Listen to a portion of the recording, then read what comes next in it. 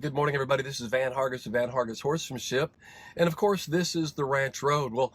Actually, I'm already pulled up at the ranch because I had to take a phone call just a moment ago. Therefore, it kind of interfered with this drive time this morning. But nonetheless, still wanted to share with you guys a story. And this is mainly for those who kind of have a hard time kind of getting back into the groove of things on Mondays. Those of us, of course, that are in the farming, ranching, or horse training business knows that it's an everyday deal. There are no such thing as weekends. But for those of you who do have your weekends off and you kind of get back into the swing of things in the workplace on Mondays, we know how difficult that can be sometimes to go back to work on Monday with a really good positive attitude.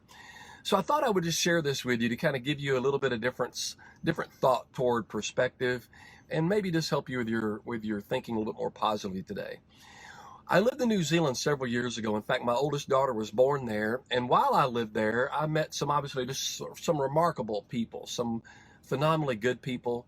And one of which ended up kind of like being my New Zealand grandfather. He was an older fellow, of course, and he kind of took me in under his wing and kind of introduced me to a lot of people. And we talked and we philosophized a lot. And he asked a lot about the horse training in the United States. And of course, I asked him a lot about things in New Zealand. Great visits. Well, at one stage, he and another fellow over there, by the name of Lester Higgins, invited me to go with them to gather a bunch of Lester's bulls. He had a contract or something, I think, with McDonald's, so they would gather these bulls and we would ship them off to get them ready to go to McDonald's. Well, anyway, we were gathering these bulls up and we were getting ready to pin them into some pens and corrals that were really a lot more for sheep than they were for cattle.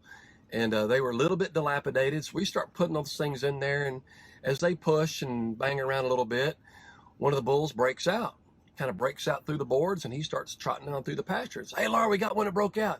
Oh, no worries, mate. Shelby, right? It's okay. Well, we just kept working. A little while later, another one kind of pushes through another board, and he gets out. So I yell out again, Laura, another one got out. No worries, mate. Shelby, right? So finally, the third one pops out, and I say the same thing, yell and let these guys know, and simultaneously they both goes, no worries, Shelby Wright. I said, who in the heck is Shelby Wright? They both stopped and looked at me kind of funny. Says, what do you mean, Shelby Wright? What do you mean? I said, well, every time one of those bulls breaks out and I say something to you guys tell me no worries, Shelby Wright. So is Shelby Wright some sort of national hero or what? And they both just cracked up laughing and says, no, mate, not Shelby Wright. She will be all right. I had to slow things down so I could understand what the heck they were saying. But in my mind, I'm thinking, okay, she will be all right. But we still have three bulls out, and their attitude toward it was so remarkable. And I said, well, aren't you guys kind of concerned about those three bulls getting out? And don't we have to regather them? Yeah, mate, don't worry. She can't get off the island. Can't get off the island. I thought, you're right. They might have gotten out of the corral, but it's not going to be hard to find. They can't get off the island. Now, this was in the South Island. South Island's pretty large. But at the same time, it just got me thinking, what a great way to look at things. So what? They got out. No big deal. It's not the end of the day. It's not the end of the deal. We'll just go gather them again. And probably along the way as we're gathering them, as we did the first time, we'll probably visit and carry on and have some good moments to share when it's all said and done. So you see, so many times what we do in life, we really cause ourselves a lot of stress. We overthink things. We put too much pressure on ourselves. And of course, I'm not discounting the fact that there are sometimes tragic things happening. But if it's truly not tragic, don't worry. She'll be right. And in this case, they can't get off the island.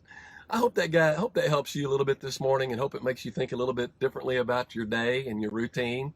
And thank you guys for joining me on the Ranch Road. And until next time, this is Van Hargis with Van Hargis Horsemanship.